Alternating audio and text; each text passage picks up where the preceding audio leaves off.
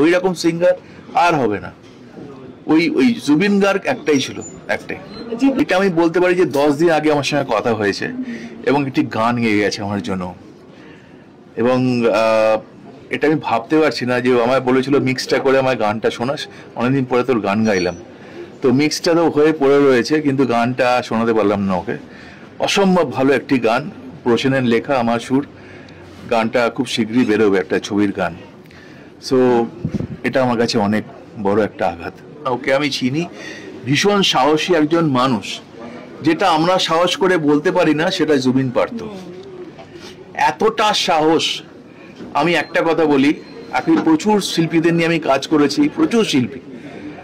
জুবিন আমায় কোনোদিন, আমায় কেন, যে কম্পোজারের সঙ্গে কাজ করেছে তারাও আমাকে বলেছেন, কোনো দিন জানতে চায়নি কি ছবি, কে হিরো, কে হিরোইন, কে ডিরেক্টর।